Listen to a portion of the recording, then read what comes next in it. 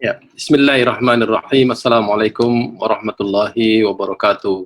Kepada saya, topik yang agak berat sebenarnya, yaitu berkaitan dengan membangun peradaban ilmu pasca Ramadan. Ini tema besar, dan saya rasa kalau kita bicara peradaban, kita bicara masyarakat, kita bicara bangsa, dalam Islam itu mulanya adalah individu.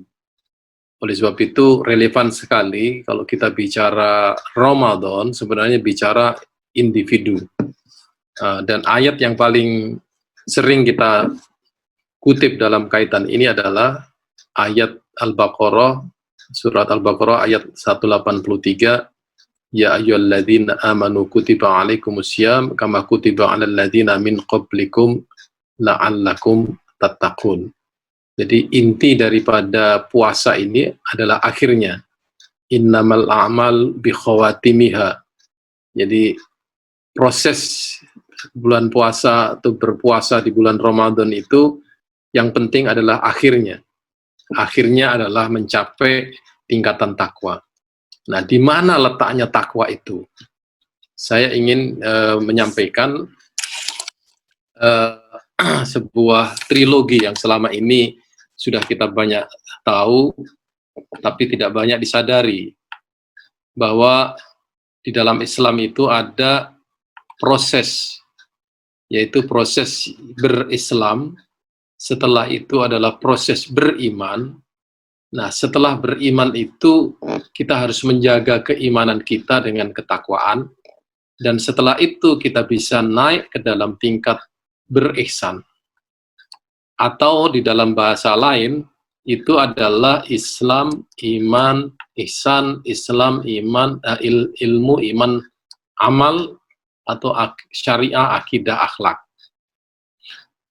Jadi, semestinya, kalau kita berbicara takwa itu kepada orang-orang yang sudah beriman. Orang-orang yang sudah mengetahui bahwa apa yang dilarang di dalam Islam, apa yang diperintahkan di dalam Islam itu sudah ada di dalam kepala setiap orang yang beriman. Dan dia tahu bagaimana menjaga iman itu dengan ketakwaan supaya dia sampai kepada tingkat yang lebih tinggi lagi, yaitu al-Islam fi maqamil ihsan, atau berislam pada tingkat ihsan, sebuah kesadaran penuh. Pikiran, perkataan, perbuatan, dan perasaan itu adalah kesadaran lillahi ta'ala. Saya gambarkan di sini kata konsep takwa itu adalah melindungi 77 cabang iman. Dari cabang mengenai pribadi, sikap pribadi, cabang mengenai hati seseorang, ada cabang iman yang berkaitan dengan lidah, ada 20 cabang mengenai kehidupan sosial. Semua itu harus dijaga dengan ketakwaan. Artinya, jangan sampai cabang-cabang iman itu kita langgar. Ya, meskipun kita melanggar salah satu cabang itu tidak menggugurkan keimanan kita, ya, khususnya yang tidak berkaitan dengan rukun iman. Tetapi itu akan mengurangi rasa keimanan atau tingkat keimanan kita. Seperti misalnya, kita menjaga diri kita dari perbuatan maksiat, menjaga dari siksa yang menyakitkan, menjaga diri dari neraka, dan seterusnya, ya. Atau dalam pengertian lain, kita ini bertakwa artinya kita menjaga atau mengambil perisai atau menutup diri kita dari semua kemungkinan perbuatan yang membawa kita kepada siksa dan api neraka. Maka ujung-ujungnya kita adalah takut kepada Allah. Nah, takut kepada Allah dalam pengertian ini bukanlah takut dalam pengertian lari, seperti halnya kita takut kepada binatang buas, atau takut kepada corona. Nah, takut dalam pengertian ini adalah khosyah. Khosyah itu takut, juga memuji kepada Allah, tapi lebih utamanya orang khosyah itu adalah mendekat kepada Allah. Ini adalah konsepnya di dalam Islam.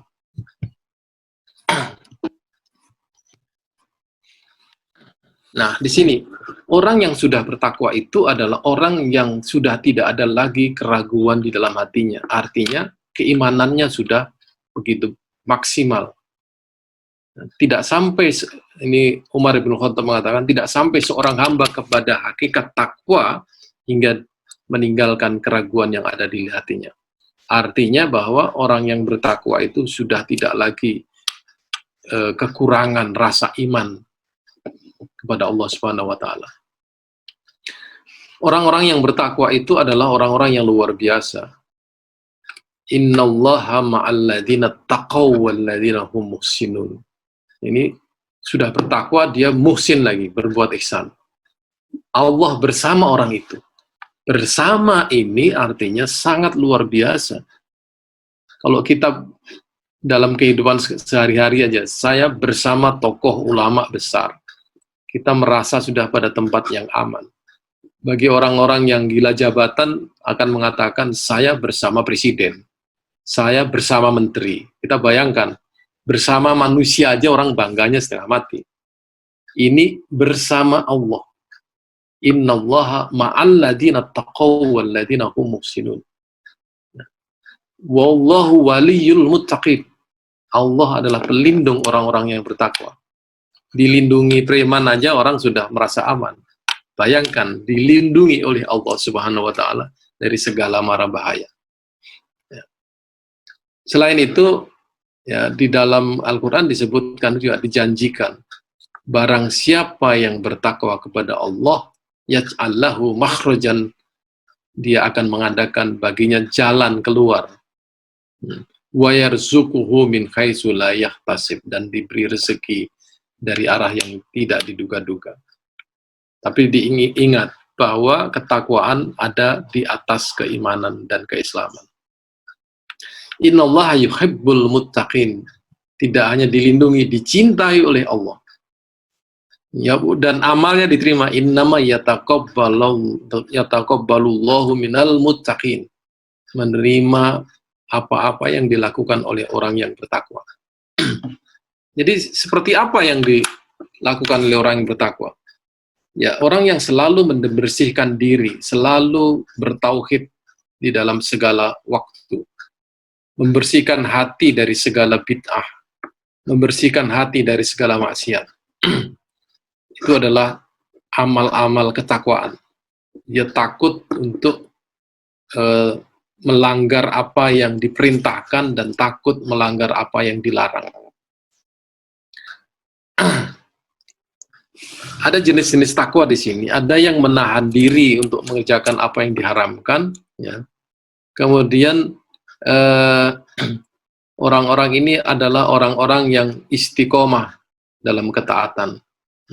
Tapi ada juga takwa dalam pengertian menahan diri dari berbuat berlebihan dalam barang yang halal. Nah, di sini takut, orang yang kaya takut untuk israf. Ya, orang kaya takut untuk berlebih-lebihan atau tabzir. Ya. Nah, di sini ada takwa yang sifatnya meninggalkan sesuatu yang diharamkan. Di sini meninggalkan sesuatu yang dihalalkan, ya, tapi agar tidak berlebih-lebihan. Oke, itu tingkat ketakwaan dalam pengertian adab atau tingkat ketakwaan dalam arti amal. Nah, sekarang dalam kaitannya dengan peradaban ilmu, ya.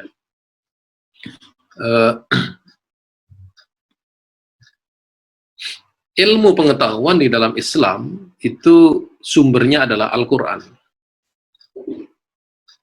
Al-Quran di dalamnya terkandung ribuan konsep, ribuan ayat yang berkaitan dengan ilmu, ibadah, penciptaan, etika, hari akhir, tauhid, alam semesta, din, ukhuwah, ummah al-islamiyah, jihad, daulah, dan lain sebagainya. Sekian banyak ayat itu sebenarnya membentuk sebuah peradaban. Aspek-aspek peradaban di dalam Islam ada di dalam Al-Quran. Tetapi Al-Quran ini perlu ditafsirkan, perlu ditakwilkan. Ayat-ayat itu perlu dikaitkan antara satu dengan yang lain untuk membentuk sebuah makna dan sebuah konsep. Ketika orang akan berbicara mengenai ilmu misalnya, dia harus mengkaitkannya dengan jiwa, nafs, atau berkaitan dengan qalb, dengan akal, dengan fuad, dan lain sebagainya. Seperti contoh, ini contoh saja misalnya, ada ayat yang menyatukan antara pikiran dengan keimanan.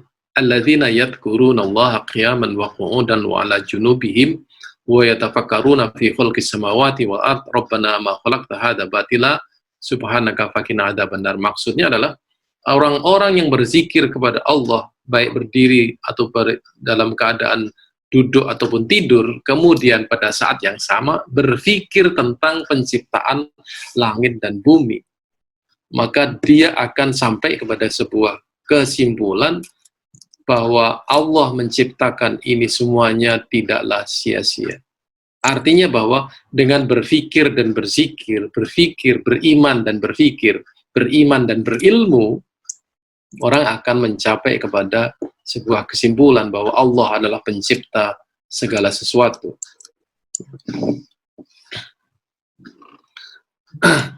Bagaimana posisi Al-Quran di dalam peradaban Islam di masa yang lalu? Seorang orientalis menarik sekali membuat kesimpulan. Ini orientalis yang objektif memandang Islam. Dia mengatakan Al-Quran adalah jadi inspirasi. Al-Quran adalah wisdom. Al-Quran adalah referensi, etiket, perilaku, dan seterusnya. Tapi Al-Quran tidak membuat orang terpelajar. Ya. Jadi orang, katakanlah, memahami Al-Quran tidak membuat orang menjadi ilmuwan. Ya. Tapi di masa yang lalu, belajar tanpa Al-Quran itu tidak pernah terpikirkan. Artinya semua orang ilmuwan, ulama di masa yang lalu itu adalah orang-orang yang sudah menguasai dan menghafalkan, memahami Al-Quran. Dan pada saat yang sama, dia memahami dan mengembangkan ilmu pengetahuan atau sains dan teknologi. Ini hebatnya tradisi ilmu di masa yang lalu itu. Jadi Al-Quran itu sebenarnya kalau diringkas, ya, di dalamnya ada syariah, ada akidah, ada akhlak. Ada Islam, ada iman, ada ihsan. Ada ilmu, ada iman, ada amal. Ini tiga hal inilah sebenarnya trilogi berislam. Ya. Saya meringkas saja bahwa ada proses di sini, ya, ketika orang berislam, ya, untuk membangun peradaban, itu ternyata tiga hal ini tidak ditinggalkan oleh ulama di masa yang lalu itu. Jadi orang-orang yang ilmunya tinggi, ya, itu bukan orang yang kemudian tidak sholat. Ya. Orang yang ilmunya, imannya tinggi, itu bukan berarti orang sudah tidak perlu sholat lagi atau tidak perlu puasa lagi. Orang-orang itu adalah orang-orang yang menjalankan Islam, kemudian beriman kepada Allah dengan keimanan beserta 77 cabangnya. Mereka juga orang yang pemikir, berpikir sesuai dengan keimanannya. Di sini loh bedanya Islam dengan peradaban lain, ya, seperti Barat misalnya. Orang Barat itu agama tidak bisa menyatu dengan ilmu. Di dalam Islam justru sumber ilmu itu adalah agama, jadi keimanan. Maka di sini saya menggunakan istilah tamadun Islam, itu peradaban Islam, yang isinya adalah Islam, iman, ihsan, atau ilmu, iman, dan amal. Ini asas yang perlu kita sepakati. Nah, dari situ ya kemudian akhir dari pemandangan seseorang yang berislam itu adalah perilakunya, kan? Yang di dalam Al-Quran selalu disebutkan beriman dan beramal soleh. Ya.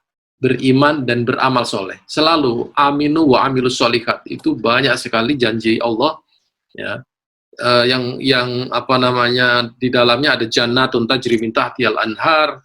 Juga Allah kemudian mendapatkan rezeki, kemudian mendapat perlindungan, apa namanya, dalam surat Al-Asr itu orang yang merugi adalah orang yang tidak beramal soleh. Nah, akhir atau puncak daripada itu adalah ini yang baru saya perkenalkan kepada masyarakat, bahwa berislam tidak hanya cukup dengan perilaku. Berislam sekarang ini perlu dengan pikiran. Karena sekarang ini banyak orang berislam, syariahnya benar tapi pikirannya salah. Maka kita dalam kaitannya dengan membangun peradaban ilmu, ini syariah diperlukan, akidah diperlukan, akhlak diperlukan, baru kemudian ilmu pengetahuan sebagai anak dari keimanan itu harus menjadi wajah dari peradaban Islam. Jadi cara pandang ini sekarang sudah mulai dirusak oleh gencarnya peradaban barat yang sekuler, sehingga orang berpikir kebarat-baratan, tapi merasa dia muslim, atau merasa sedang membangun peradaban Islam.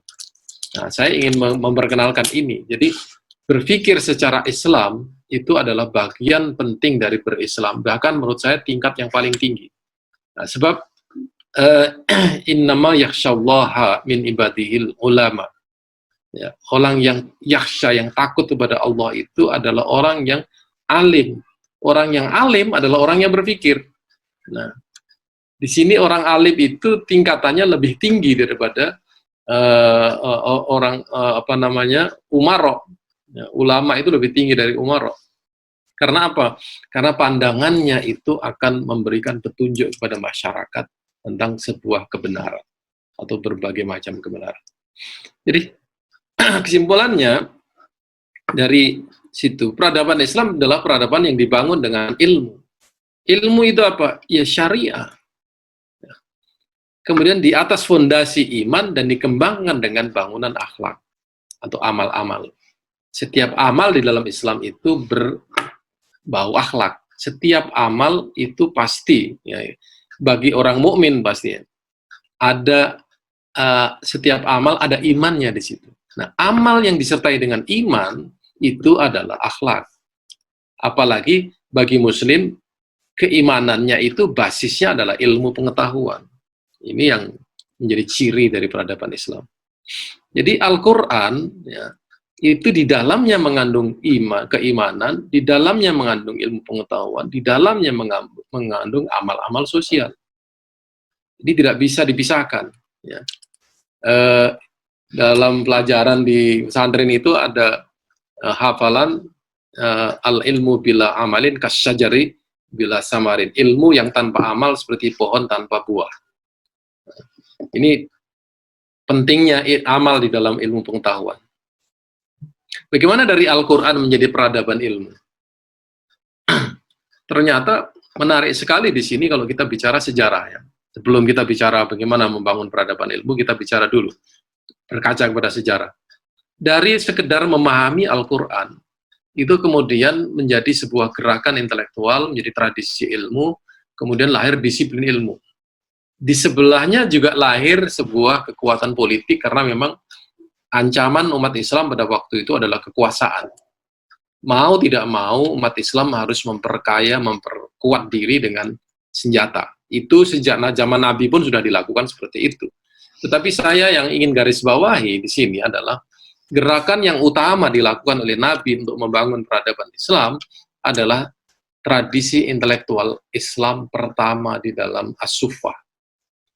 Disitulah para sahabat itu belajar langsung kepada Nabi, yang di dalamnya ada orang yang namanya Abu Hurairah, Abu Zar, Salman Al-Farisi, Ibnu Abbas, Az-Zuhri, Anas bin Malik, dan seterusnya.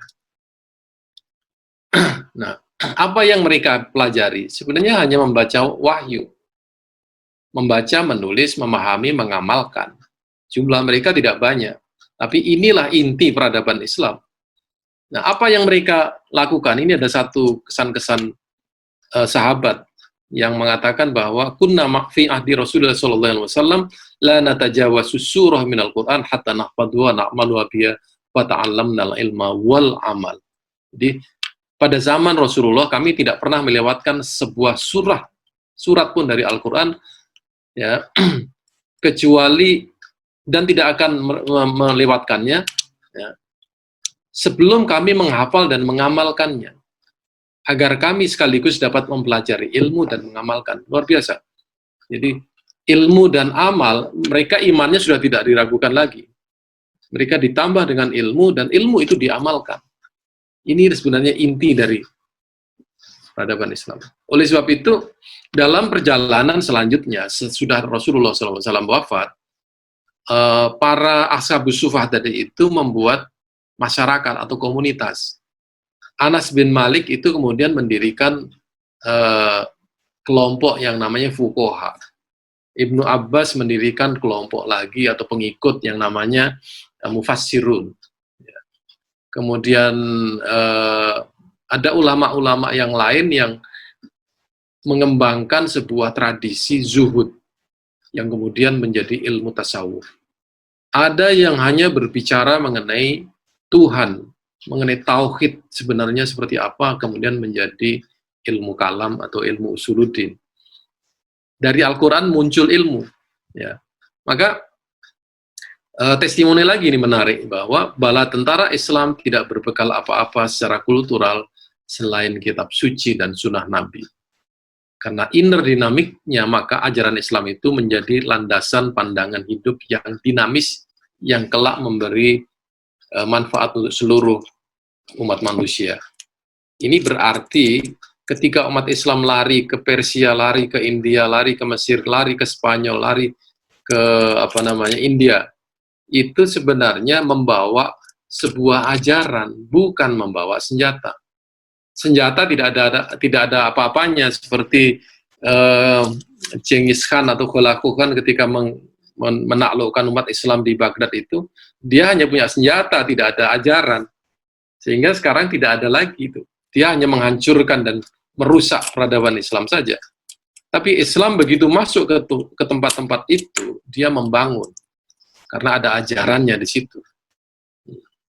Nah, kemudian menjadilah sebuah tradisi di Baghdad, ya, kemudian di Syria, ya. ada maktab, ya, ada muadzib, ada guru, ya, ada syekh. Ya. Di masjid itu di zaman kejayaan Islam, pojok-pojok masjid itu ada syekh-syekh yang mengajarkan berbagai macam disiplin ilmu. Dan murid-murid dari syekh itu kemudian menjadi guru lagi, atau menulis apa yang dituliskan oleh syekh itu, kemudian dia sendiri kemudian mengajarkan kepada orang lain lagi, sehingga ilmu berkembang begitu pesat. Ya, fikih, tafsir, bahasa Arab, dan lain sebagainya. Istana, ini gambaran tradisi ilmu. Istana di Abbasiyah itu juga tempat orang belajar. Ya. Baik orang mengirimkan anaknya ke sekolahan di istana, ataupun di istana ada yang namanya halakoh ilmiah. Berdirilah kemudian madrasah-madrasah di berbagai tempat. Ya. Guru madrasah itu digaji oleh pemerintah. Ya. Murid diberi tempat tinggal, makan, minum gratis. Tidak ada orang membayar pada waktu itu. Dan uang dari yang digunakan adalah uang dari harta wakaf. Perpustakaan, ya, perpustakaan itu luar biasa di zaman itu. Dibanding negara-negara bangsa Eropa, kita sangat luar biasa kelebihannya. Bahwa seorang ulama di sana di zaman Abbasiyah itu memiliki 200-400 buku. Sementara Raja Perancis pada waktu itu hanya memiliki 200 buku saja. Betapa hebatnya tradisi Islam pada waktu itu. Ada Darul Hikmah, ada Baitul Hikmah, ada di Cordova ada perpustakaan. Ya. Kemudian apabila seorang ulama menulis, dia bukunya itu ditimbang, kemudian dihargai dengan harga emas, luar biasa. Ya. Selain itu para pengusaha dan para dermawan berwakaf. Ya. Dan wakafnya itu dipergunakan untuk mendanai perpustakaan. Ya, khalifah memberi wakaf khusus untuk perpustakaan. Khalifah juga mendanai pengembangan ilmu pengetahuan dari penterjemahan naskah-naskah dari asing, ya, dan seterusnya. Nah, para ulama kita juga luar biasa. Ya. Seorang yang namanya Ibnu Aqil mengarang kitab 800 jilid, bahkan ada yang mengatakan 400 ya. Ya, Imam Az-Zahabi berkata, belum pernah ada di dunia ini kitab yang lebih besar darinya. 400 jilid. Ya. Abu Ja'far at-Tabari belajar 100.000 hadis pada umur 19 tahun. Kemudian menulis tarikh, ya, ditulis sejak umur 11 tahun, ya, selesai pada umur 50 tahun. Tafsirnya ada 30 jilid, berisi 38.000 hadis. Ini tradisi yang luar biasa. Nah, saking hebatnya tradisi ilmu, ini khusus untuk gambaran di Spanyol. Ya, umat Islam memprakarsai gerakan intelektual yang membuat Spanyol Islam dari abad 9 sampai 11 menjadi salah satu pusat kebudayaan Islam. Ya, metropolitan dunia pada waktu itu ada di Spanyol. Ya, Amerika belum ada apa-apanya, ya, Eropa belum ada apa-apanya. Kemajuan sains, seni, sastra, ilmu agama, filsafat, tata kota, dan sebagainya telah mempesona orang-orang Kristen yang akhirnya mereka terdorong untuk meniru gaya hidup orang Islam. Nah, karena mereka cukup banyak, maka kemudian mereka meniru orang-orang Arab, kan, dan kemudian istilah itu ada disebut dengan musta'rid. Jadi tidak bohong ini istilah itu ada, berarti kondisi itu juga ada. Ini yang ditulis oleh Philip Hitti dalam History of the Arab. Suasananya sangat Islami sehingga orang ingin meniru suasana keislaman itu dengan berpakaian seperti orang Islam.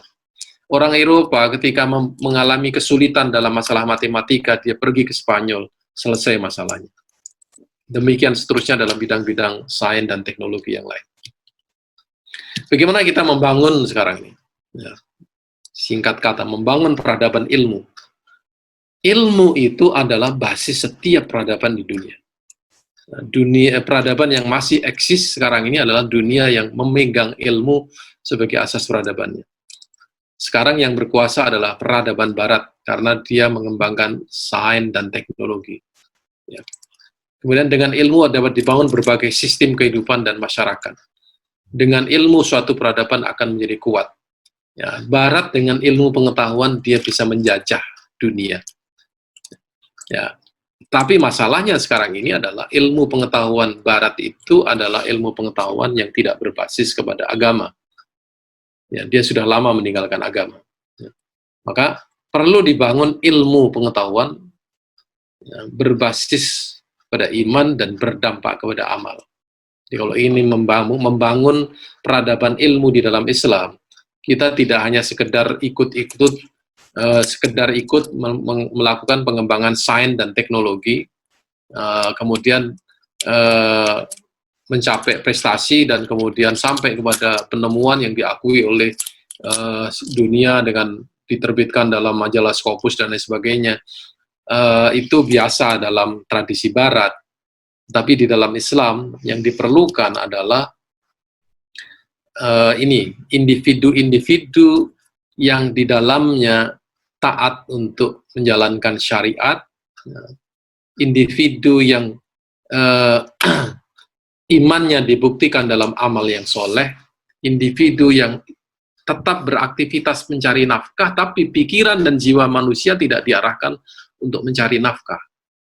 Ini beda ya, dengan orang yang orientasinya adalah materi, dengan orang yang mencari nafkah, mencari materi, tapi orientasinya adalah akhirat atau ilmu. Nah, kemudian dari sisi keimanan, ya, di sini seorang ilmuwan muslim atau seorang yang menggiatkan pengembangan ilmu dalam Islam itu jauh dari berbuat bohong, berjudi, melanggar sumpah, dan lain sebagainya. Ini gambaran Ibnu Khaldun. Saya membalik teori kehancuran sekarang menjadi teori untuk membangun. Ya, penguasanya kalau ingin membangun peradaban ilmu harus adil, ya. Tidak membebani rakyat dengan sesuatu yang berlebihan sehingga rakyat menjadi miskin. Ya, penguasa tidak ikut serta dalam kegiatan ekonomi rakyat, karena ini akan mengurangi keadilan. Komitmen penguasa terhadap agama harus menjadi contoh rakyatnya. Para penggunaan pena, baik penguasa ataupun tokoh, dan penggunaan senjata harus betul-betul tepat sasaran. Ini saran-saran Ibnu Khaldun, ya, bagaimana membangun sebuah peradaban. Nah, kalau kita ingin membandingkan, ya, dengan Islam dan peradaban Barat yang sekarang ini sedang menghegemoni dunia Islam, ya, mereka dengan basis humanismenya dan terus terang tidak berbasis agama. mengembangkan saintek, ekonomi, politik, budaya, ideologi, pendidikan, ekonomi, budaya, musik, dan seterusnya. Itu basisnya adalah kemanusiaan. Jadi kalau berbicara kemanusiaan, barangkali ya, kita Muslim ini kalah argumentasi. Secara praktis mereka ini sebenarnya nampak sekali seakan-akan mengembangkan, membela kemanusiaan, tetapi pada hakikatnya mereka itu menghilangkan kemanusiaan. Kita lihat sekarang bagaimana seharusnya seorang ilmuwan Muslim mengembangkan ilmu pengetahuan dalam sebuah peradaban ilmu. Sains, ekonomi, politik, budaya, ideologi. Basisnya adalah iman, ilmu, amal, dan akhlak. Ya. Beda saintek yang diciptakan dengan iman, ilmu, amal, dan akhlak dengan diciptakan berbasis yang diklaim berbasis kemanusiaan. Ya. Contoh misalnya, obat-obatan sekarang ini dijual untuk supaya mendapatkan keuntungan yang seluas-luasnya dan sebesar-besarnya. Tapi di dalam Islam tidak boleh kita menjual obat ya, yang tidak halal. Nah, sekarang ini di Indonesia, kata Menteri Kesehatan dulu, 90% obat-obatan kita adalah haram. Nah, tapi tidak bisa dibuka. Kemudian makanan halal. Kita ini negara Indonesia adalah negara umat terbesar berpenduduk Islam. Tetapi yang mengklaim makanan halal sekarang ini adalah World Center of Halal Food adalah Thailand dan Jepang. Anda bisa bayangkan betapa lemahnya tradisi ilmu kita untuk menciptakan sesuatu yang sesuai dengan iman, ilmu, dan amal itu tadi. Teknologi yang ramah lingkungan, teknologi yang ramah manusia, yang ramah anak-anak, itu tidak tercipta oleh tangan-tangan Muslim. Ya. Baru sekarang ini terdengar sangat menggembirakan, seorang Muslim di Amerika menemukan vaksin anti corona, dan itu diapresiasi oleh Presiden Donald Trump, ya.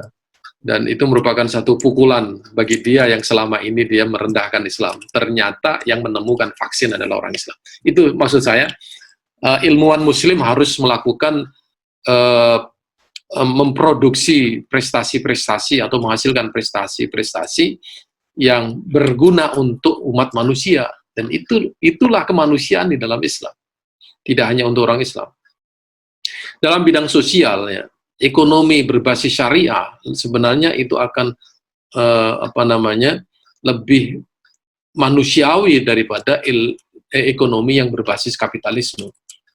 Ya, dia akan merata, tetapi tentu tidak akan menguntungkan para kapitalis. Sistem pendidikan yang baik, ya, sekarang ini konon sistem pendidikan terbaik di dunia adalah di Finlandia. Ya. Sistem pendidikan, kenapa tidak di dunia Islam? Ini perlu umat Islam berpikir mengenai hal ini. Ya. Kemudian sistem politik, sekarang ini yang namanya politik adalah kotor. Bagaimana sistem politik yang tidak kotor bisa diciptakan? Itu terserah kepada para ilmuwan dan para praktisi ekonomi, politik Islam. Dalam bidang budaya demikian juga, bahwa sistem sosial yang Islami, sistem budaya yang syar'i, sistem wisata halal, itu perlu keluar dari pikiran-pikiran cerdas para ilmuwan Muslim. Kalau ingin kita tradisi ilmu itu menjadi sebuah peradaban.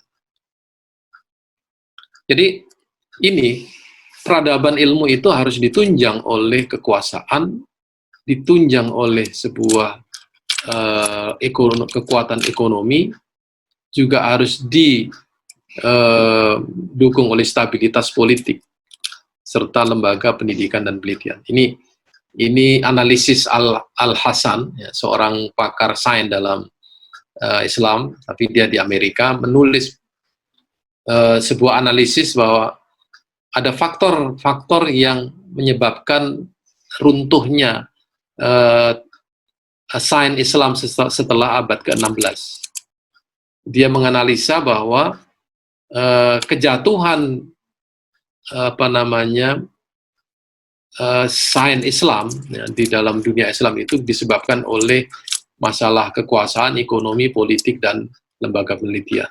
Ya sudah tentu kalau dikaitkan dengan tradisi Islam, ya, kita kehilangan kekuasaan di Abbasiyah, ekonomi menjadi runtuh, ya, politik menjadi tidak karu-karuan, lembaga pendidikan menjadi tempat penghancuran para tentara Genghis Khan. Itu semuanya mengakibatkan prestasi dalam bidang sains Islam berhenti sejak abad ke-16. Maka dari itu syarat membangun peradaban ilmu, ya, pertama adalah sebelum membangun peradaban ilmu, ilmuwan muslim harus mempunyai fondasi ini, syariah, akidah, akhlak. Ya. Tentu bentuknya adalah ilmu dan amal. Akhlaknya harus baik. Akhlaknya itu harus menyatu dengan ilmunya. Kedua, untuk membangun peradaban ilmu perlu komitmen individu untuk menekuni satu atau lebih bidang ilmu Islam maupun umum. Jadi seorang muslim ya tidak perlu dia kemudian semuanya belajar hadis, semua belajar fikih, semua belajar tafsir. Ya. Mestinya ada cendekiawan muslim yang menguasai, menjalankan syariah, akidah, dan berakhlak, yang mempelajari, katakanlah misalnya komputer sains, belajar mengenai agroteknologi, belajar komunikasi, dan lain sebagainya. Kemudian, yang terpenting lagi adalah untuk membangun sebuah peradaban, peradaban ilmu maksudnya, perlu individu ilmuwan yang mempunyai komunitas yang terus-menerus mengembangkan ilmu pada bidang masing-masing. Tanpa komunitas, kita tidak akan bisa mengembangkan ilmu pengetahuan. Di Eropa pun demikian. Ya. Para peneliti dalam bidang psikologi itu ada komunitasnya. Jadi temuan-temuan itu akhirnya berakumulasi menjadi sebuah disiplin ilmu, dan itu dikembangkan lagi oleh komunitas lagi menjadi sebuah fakultas. Nah, sekarang yang terjadi, ya, sebagai contoh yang mungkin tidak jauh dari bayangan kita adalah ekonomi syariah. Sudah ada komunitasnya sekarang ini. Komunitas itu mengembangkan berbagai macam teori, konsep, dan sebagainya, dan kemudian ditulis, dan tulisan itu kemudian diajarkan dalam program studi di perguruan tinggi. Jadilah program studi ekonomi syariah. Karena apa? Karena ada ilmu yang dipelajari di dalam. Ya, jadi komunitas diperlukan. Yang keempat, penguasa harus memberi kebebasan pada ilmuwan untuk berkarya. Kalau di Indonesia, saya rasa kebebasan itu sudah lumayan, ya. Kita bisa melakukan penelitian dan bisa menulis dan menerbitkan. Bayangkan kalau di negeri Cina misalnya, kita tidak mungkin akan menerbitkan buku-buku Islam di sana kecuali disensor. Nah, ini syaratnya sudah bisa kita miliki. Kemudian pemerintah harus memberikan bantuan. Sekarang jika tidak diberi bantuan finansial, nah di sini umat Islam harus kreatif. Nah, perlu memiliki dana abadi untuk pengembangan ilmu, riset, pendidikan, dan seterusnya, yaitu harta atau dana wakaf. Ini perlu disosialisasikan. Saya rasa tahun lalu atau 2 tahun lalu di Palembang sudah ada launching gerakan Indonesia Sadar Wakaf. Itu dari UNIDA ya kalau nggak salah, bersama Bank Indonesia. Itu perlu dikembangkan lagi. Jadi wakaf ini sebenarnya tulang punggung ekonomi umat di masa yang lalu, dan dana abadi umat Islam. Ya. Nah, di sini mesti ada satu networking, ya. Umat Islam perlu ada networking. Kegiatan ilmiah ini harus didukung penguasa, pengusaha, masyarakat, dan media massa. Jadi kalau orang Islam menemukan sesuatu yang bisa memberi manfaat pada sebanyak-banyak orang, publikasikan. Jangan kemudian diklaim oleh orang lain, dicuri orang lain. Nah, di situ pentingnya media massa. Di situ pentingnya penguasa untuk menjadi patron atau pelindung bagi kegiatan keilmuan seorang muslim atau masyarakat komunitas ilmuwan muslim. Nah, saya menggambar seperti begini. Ya. Kalau kita mengembangkan sebuah tradisi ilmu, baik di pesantren, perguruan tinggi, atau institut, ya, seperti di INSIS di Jakarta itu, kita menciptakan komunitas-komunitas. Ya. Seperti di INSIS ini ada kelompok di Surabaya, di Bandung, di Jogja, di Solo. Nah, ini komunitas ini. Komunitas yang memang concern pada pemikiran, concern mengenai peradaban, ya, selalu berbicara itu gitu ya. Nanti dari situlah muncul wacana-wacana yang berkaitan dengan bagaimana membangun peradaban ilmu di dalam Islam. Nah, baru kemudian di situ diharapkan ke depan nanti ada disiplin ilmu baru dalam Islam. Ya. Sekarang sudah ada ekonomi Islam. Ya. Nanti akan ada politik Islam, itu nanti ada fisika Islam dan seterusnya. Nah, networkingnya di sini yang saya katakan tadi. Kita tidak bisa lepas dari pengusaha, penguasa, masyarakat, dan media massa untuk menciptakan tradisi ilmu, dan tradisi ilmu menciptakan sebuah produk, baik dalam bentuk sistem atau dalam bentuk konsep. Ini yang harus kita lahirkan, dan tidak sulit bagi saya dalam suasana yang begitu plural di Indonesia. Kalau umat Islam mempunyai komunitas yang solid, dana yang solid untuk mengembangkan sebuah sistem ekonomi, pendidikan, ya, politik, dan seterusnya, itu sangat memungkinkan sekali. Dan basisnya tentu adalah ilmu pengetahuan. Orang bisa saja mengamalkan sesuatu, mempraktikkan sesuatu di sebuah desa tertentu dan berhasil. Tetapi orang akan meniru sulit kalau dia tidak ditulis dalam bentuk sebuah konsep. Konsep itulah ilmu. Nah, di sini kekurangannya. Banyak orang yang melakukan pemberdayaan ekonomi umat di sebuah desa terpencil berhasil, tapi dia tidak ditulis. Nah, karena tidak ditulis itu sulit untuk ditiru. Inilah kelemahan kita. Ya. Jadi tradisi ilmu harus mencakup juga tradisi menulis, tapi tradisi berbagi dari pengusaha, tradisi untuk mengembangkan wacana. Di dalam ilmu kita berbeda pendapat itu biasa, tapi di dalam politik berbeda pendapat menjadi masalah. Masalahnya kemudian apabila ilmu diwarnai dengan politik, perbedaan pendapat menjadi tidak mungkin, dan di situ ilmu menjadi berhenti. Baik, itu yang bisa saya sampaikan. Masih ada waktu, kita bisa bertanya jawab. Terima kasih. Wassalamualaikum warahmatullahi wabarakatuh. Waalaikumsalam warahmatullahi wabarakatuh. Luar biasa, materinya sangat berbobot gitu ya. Tapi memang tidak bisa terlalu lama kita, memang waktunya sangat singkat. Cuman mungkin satu kunci Ustadz Hamid tadi, kita memang tidak perlu katakanlah umat Islam ini keseluruhan atau semuanya mempelajari hadis begitu ya, atau Al-Quran, atau semuanya ke sains tech begitu ya. Ya, hanya ada beberapa ada orang-orangnya tentunya begitu Ustaz ya. Ya. Kalau kita lihat peradaban dulu, sejarah waktu zaman Nabi kan, tokoh-tokoh sahabat itu begitu menguasai, satu orang tapi menguasai betul begitu. Nah, kita ini saat ini kan faktanya kebanyakan terpaksa begitu saja, atau mempelajari ini ya tidak melalui screening yang begitu pas begitu ya. Orang mempelajari katakanlah saintek, orang yang kuliah di institut begitu ya, itu ya bisa jadi terlanjur istilahnya ya, tidak melalui screening yang benar-benar pas. Memang sudah pas belum kita itu belajar di situ gitu ya. Nah, ini kalau di zaman dulu, zaman sahabat Nabi, apakah memang ada konsep atau skema mengarahkan seseorang gitu Ustaz, untuk bisa fokus ke bidang tertentu sehingga yang dihasilkan juga akhirnya bisa optimal? Apa seperti itu Ustaz? Itu karena kemampuan masing-masing.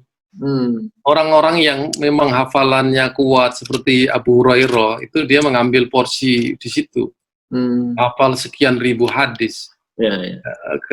Orang yang namanya Ibnu Abbas itu dia fokus bagaimana Nabi memahami, menafsirkan ayat. Jadi fasir pertama ya Ibnu Abbas gitu ya. Nah, Nah, yang justru menarik adalah para sahabat yang datang selanjutnya. Mereka itu hafal Al-Quran, hadis, tapi juga kemudian mengembangkan sains. Nah, ini kelebihan yang kita mungkin agak sulit sekarang ya. Betul, kita agak sulit ya. Kita agak ke split gini Ustaz. Ini antara dulu ilmu diniyah sama ilmu ini gitu ya, ilmu mungkin suasana masyarakat kita tidak memungkinkan untuk itu.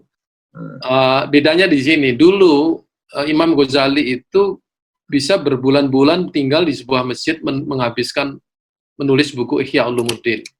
Kita untuk begitu tidak mungkin sekarang ini. Nah, ini kita suasana kehidupan masyarakat, dinamika kehidupan sudah berbeda. Maka solusinya adalah kita berbagi tugas.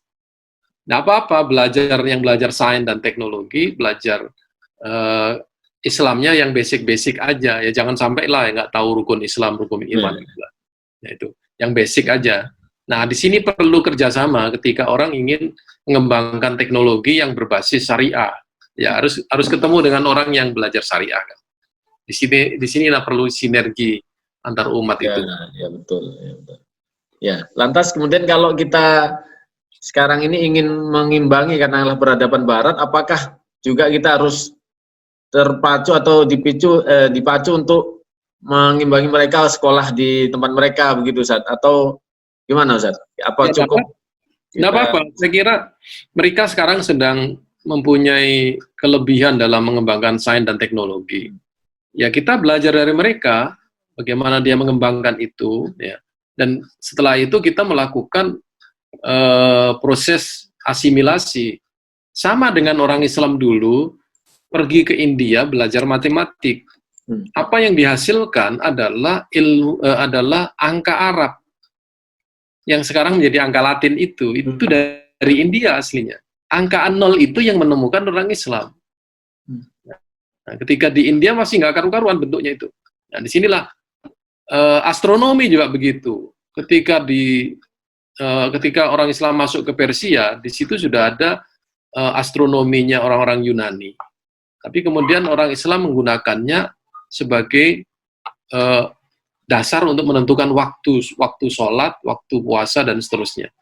Kan luar biasa. Itu ilmu diambil kemudian digunakan untuk mengembangkan peradaban Islam. Ya. Ini yang perlu kita lakukan. Gak apa-apa belajar ke barat, kemanapun kita. Baik. Ya, cukup menarik sebenarnya. Ada kawan-kawan yang ingin disampaikan mungkin pertanyaan, bisa live, nggak apa-apa kalau tidak lewat chat.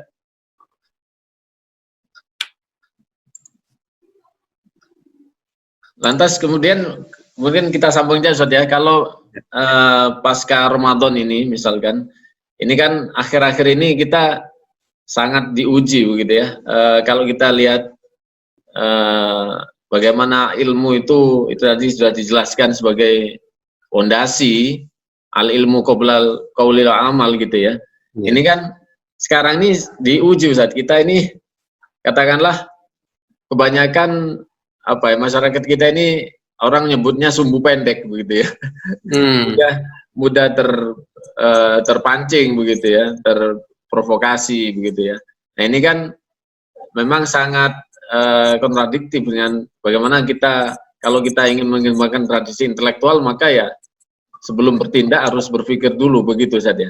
Nah, ini akhir-akhir ini kita terus, ini apakah perkembangan zaman sekarang ini atau dari dulu juga sudah ada benturan-benturan antara ya katakanlah Islam itu sendiri dengan golongan yang Islamofobia misalkan, itu apakah dulu juga mengalami sedemikian hebat seperti saat ini Ustaz? Oh, dulu begini, kalau saya lihat tradisi ilmu dan penguasaan terhadap ilmu itu begitu kuat. Sampai ketika orang Islam itu berdialog dengan orang-orang Nasrani di mananya Syria, itu mereka justru mengambil mengambil hal-hal yang sekiranya bisa menjawab. Seperti misalnya gini, Tuhan itu mempunyai sifat beda dengan zatnya atau tidak? Itu diskusi di kalangan orang Nasrani. Nah, di situ dalam Quran tidak ada perbedaan sifat dengan zat itu. Tapi dalam diskusi para mutakallimun, ya, orang-orang yang bicara mengenai ilmu kalam, itu muncullah itu penjelasan itu. Jadi pertanyaan orang Nasrani misalnya, Tuhan itu substansi atau esensi? Nah, ini pertanyaannya agak filosofis ya, sorry ya. Itu orang Islam nggak tinggal diam itu. Oh, kita punya konsep sendiri kita ini. Nah, kayak gitu. Jadi orang Islam belajar dari peradaban lain untuk mengembangkan peradaban mereka sendiri. Jadi tidak kemudian eksklusif begitu. Nah, ketika datang informasi dari asing, ya dia mengolah informasi itu, tidak kemudian merespon secara emosional. Ya. Disinilah pentingnya ilmu itu. Ya. Itu ilmu akidah dengan ilmu syariah itu juga dulu bersatu dulu. Ya. Seperti misalnya gini, ketika para sahabat itu terbunuh, ya, pertanyaannya ada dua, apa hukumnya membunuh? Nah, yang jawab adalah orang ahli fikih, ya kan? Nah, sekarang ada pertanyaan lagi yang bukan dari fikih, apa statusnya orang yang membunuh? Nah, kan? Oh, ini pakai canggih ini. Apakah yang membunuh itu masih muslim atau sudah keluar dari Islam? Nah, ini kan pertanyaan bukan fikih lagi. Ya. Karena hukum membunuh memang ya harus dibunuh kan? Selesai. Tetapi statusnya, karena dalam hadis disebutkan la yazni zani wa huwa mu'minun la yaqtulul qatil wa huwa mu'minun. Orang berzina tidak mungkin dia mukmin. Orang membunuh dia tidak mungkin dia mukmin. Nah, berarti pembunuh ini bukan mukmin lagi gitu. Ya. Nah, disitulah orang kemudian berpikir cerdas. Ya, berpikir cerdas. Oh, kalau gitu kita kasihlah kaidah mengenai tauhid ini, mengenai keimanan, berkembanglah. Jadi problematika di masyarakat itu menjadi diskusi ilmu di kalangan para ilmuwannya, bukan para ulamanya kemudian memicu kebencian, nggak gitu. Nah, ini ada pertanyaan begitu saat ini, Ustaz. Jadi sekarang ini kan di kita sendiri bahkan sering berdebat, Ustaz.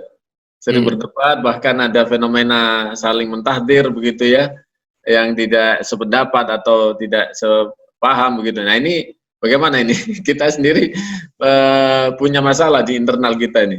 Ya, menurut saya begini, masalah-masalah yang sifatnya khilafiyah, yang apabila seorang ulama berijtihad itu juga sah, dan ulama lain berijtihad juga sah, ya tidak usahlah menyalah-nyalahkan. Kita kembali setback ke beberapa puluh tahun yang lalu kalau begitu.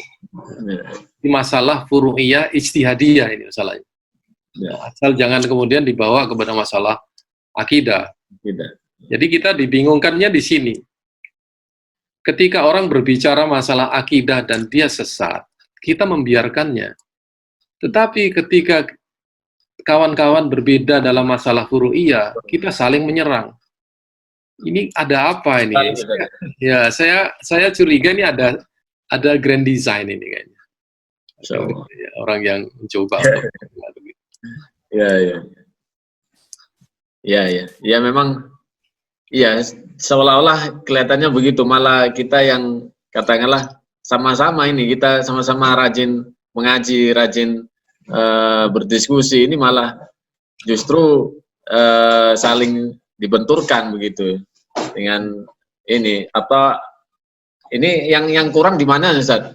Apa kurang imannya atau kurang amalnya begitu? Ya, ini kurang ilmunya. Kurang ilmunya juga ya. Kurang ilmunya. Itu jawaban masalah-masalah itu ada di dalam kitab-kitab. Problemnya kan tidak semua orang mau membuka kitab itu. Dalam kitab sudah ada penjelasannya. Tapi orang hanya membaca 1-2 kitab, kemudian merasa bahwa itu yang benar. Ini yang saya rasa tadi pesannya apa namanya, tausiah ini bagus ini, membangun Ya, peradaban ilmu itu artinya di situ. ya, Kita ya, ini kalau ada masalah, solusinya ilmu, bukan solusi kelompok, golongan, ataupun emosi dan lain sebagainya. Ini ya, ya. penting.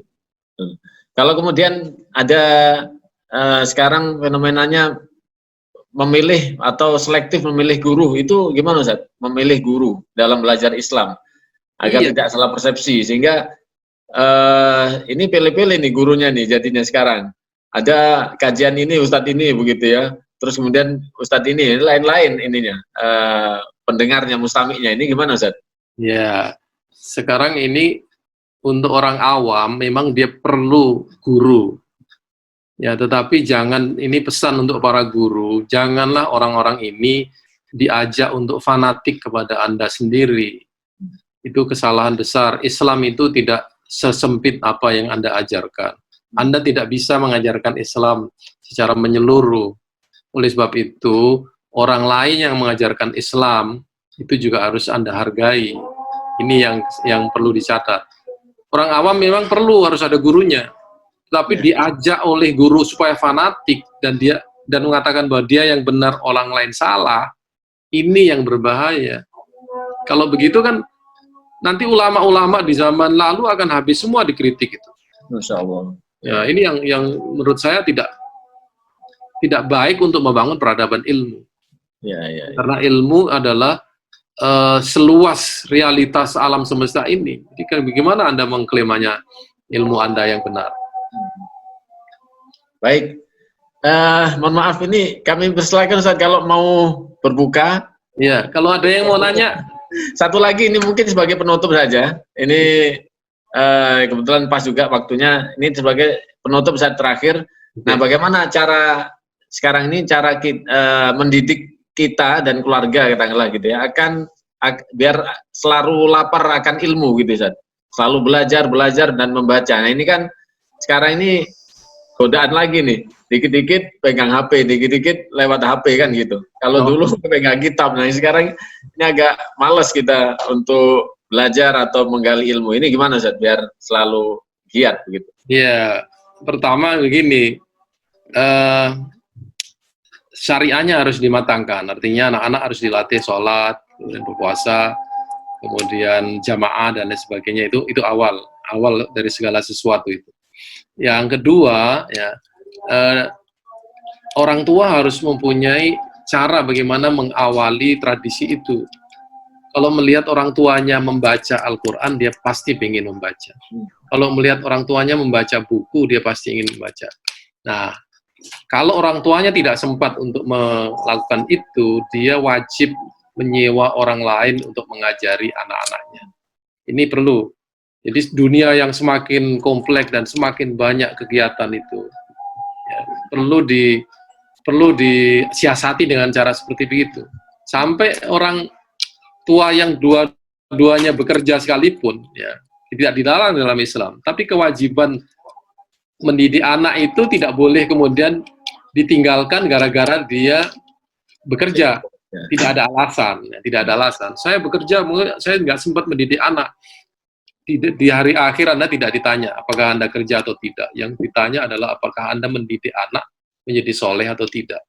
Nah, kesalehan itu juga harus dimulai dari rumah, ya kan? Dari rumah. Kalau Anda bisa membuat anak-anak Anda soleh, ya, membuat mereka. Jadi begini, buat mereka menangis di masa muda, ya, itu lebih baik daripada Anda menangis di masa tua karena mereka tidak bisa menangisi Anda ketika Anda meninggal. Ini perlu dicamkan oleh orang tua, ya. Ya. Jangan terlalu memanjakan, jangan terlalu sayang, ya. Jangan dengan fasilitas yang ada kemudian Anda ingin memanjakan mereka karena Anda dulu tidak seperti begitu. Ini cara berpikir yang salah. Kita ini jadi orang yang ya katakanlah sudah benar, ya. Karena dulu kita dididik dengan cara yang sangat keras, ya kan? Ya, ya. Nah itu, sekarang ini jangan kita melakukan hal yang berbeda. Karena kita sudah makmur, anak-anak kita didik dengan kemakmuran. Ini satu kesalahan. Ya, ya. Ya. Harusnya lebih keras lagi gitu Ustaz ya? Harus lebih keras karena tantangan lebih besar. Dan orang tua harus lebih pinter. Ya, ya, ya, ya. Nah, di Baik, situ. baik. Ya, ya. Jadi intinya sebenarnya bagaimana kita kembali ke Quran begitu saja. Bagaimana di Quran tadi sudah banyak Allah memberikan ilmu sebenarnya, Ya. bagaimana mendidik segala macam. Nah, tinggal bagaimana mengkaji Al-Quran ini yang begitu lengkap ini begitu ya. Ini luar biasa. Kita sangat kurang sebenarnya mungkin baca saja mungkin belum rutin begitu, menghafal juga belum. Nah, ini bagaimana memahami Al-Quran ini, tapi tidak putus asa kita, terus kita ambil sarinya begitu, tidak lantas kemudian mundur begitu ya, terus kembali ke Quran begitu, memahami biarpun sedikit begitu saja kira-kira Ya. ya. Nah, Jadi gini, itu yang selama ini ada one day one juice, itu kita harus kembangkan, tingkatkan lagi. One day one ayat, one terjemahan. Pandai Istilahnya. buat tafsir begitu saja. Iya, satu ayat sehari dengan tafsir itu udah luar biasa. Masya Allah, Masya Allah. Meskipun membaca, meskipun hanya membaca begitu ya. Meskipun hanya membaca. Dan bagi ini supaya tahu nih bapak-bapak ini, ya. Membaca ilmu Islam ya, 1 jam di malam hari sama dengan tahajud semalam suntuk pahalanya itu. Ini luar biasa. Jadi biasakan mencari ilmu mengenai Islam sebanyak-banyaknya meskipun hanya dengan membaca. Betul. Di situ aja itu udah luar biasa. Ini tradisi ini yang sekarang ini menjadi kurang karena apa? Gadget. Ya. Jadi orang sibuk dengan hal-hal yang lain, sementara dia tidak sibuk dengan ilmu. Ya. Baik, ya. Jadi pernah juga seorang ulama mensimulasi, Ustaz, kalau one day one ayat untuk katakanlah baca tafsir begitu ya, itu maka 5 tahun saja sudah kelar itu. Oh, luar biasa. Sudah kelar begitu ya. Jadi gitu ya, 5 tahun 10 tahun itu sudah kelar. Bagaimana ya, tetapi kemudian pertanyaannya kan memulai ini yang dan kemudian istiqomah ya, konsisten dalam apa yang kita targetkan tadi begitu. Nah, ini ya, perlunya mungkin kita juga saja. Untuk Masjid Al-Aqobah ya. Ya. Itu ya selain tausiah, mungkin saya belum tahu nih apa kegiatannya. Mesti perlu dibawa kepada yang tadi majelis ilmunya. Tidak lama, ya mungkin orang tidak tahan untuk lama-lama di situ. Nggak apa-apa, sedikit tapi kemudian rutin. Ya, memahami ayat-ayat hukum aja misalnya. Itu sangat menarik. Baik. Sebenarnya ya ada juga Ustaz di masjid juga sudah rutin setiap ba'da maghrib begitu ya, dari masing-masing disiplin ilmu sudah ada tafsir, ada fikih, ada sirah, ada hadits begitu sudah ada.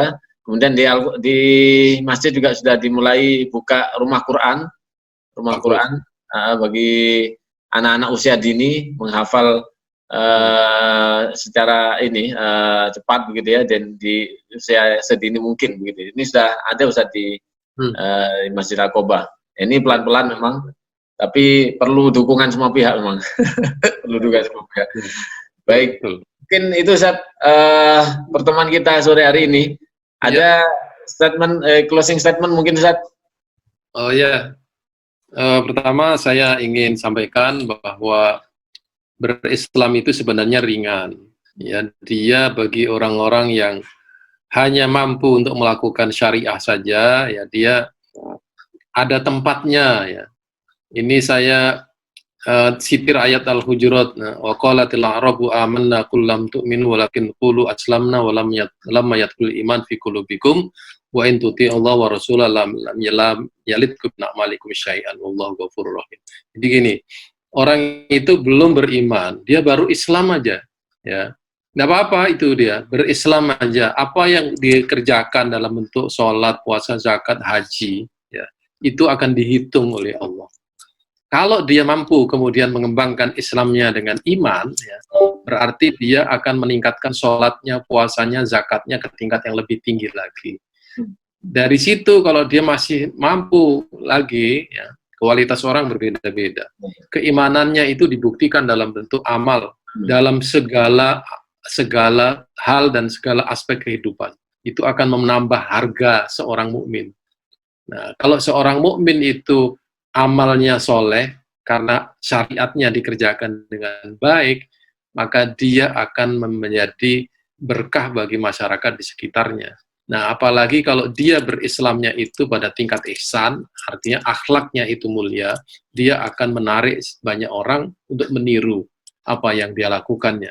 Orang yang seperti ini pikirannya pasti bagus. Orang yang seperti ini hatinya pasti bersih. Orang yang seperti ini akan menebarkan kebaikan kepada banyak orang. Itu inti daripada peradaban Islam. Ya, Karena itu marilah kita mulai dari individu untuk menciptakan sebuah umat yang berkualitas. baik, ya, Itu. ya, luar biasa. Jazakallah Ustaz. Sungguh sebenarnya masih banyak yang perlu digali lagi begitu ya. Lantas, tapi kemudian waktu tidak memungkinkan. Mungkin kita cukupkan sekian. Sekali lagi terima kasih pada Ustadz Hamid Fahmi Sarkashi. Semoga bisa bertemu kembali nanti di forum online atau di offline waktu di Palembang misalkan. Kepada semua peserta kami haturkan terima kasih sebanyak-banyaknya atas partisipasi antum semuanya, atas kesetiaan antum mengikuti kajian online. Sekali lagi kami panitia mohon maaf atas segala kekhilafan, kesalahan, dan sekali lagi ini sebagai penghujung bulan Ramadan kami ucapkan selamat Idul Fitri. Pada Ustaz Hamid juga selamat Hari Raya Idul Fitri. Taqabbalallahu minna wa minkum. Siyamakum kullu amin wa antum khair. Semoga kita mengakhiri atau menjudai Ramadan ini mendapatkan predikat takwa sebagaimana Allah janjikan di surat Al-Baqarah begitu ya. Amin ya rabbal alamin. Kita tutup forum kajian online ini dengan baca hamdalah. Alhamdulillahirabbil alamin. Subhanakallahumma wa bihamdika asyhadu an la ilaha illa anta astaghfiruka wa atubu ilaik. Kurang lebihnya saya mohon maaf sekali lagi.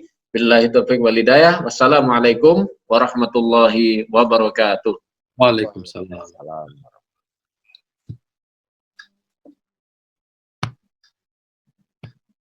Jazakallah.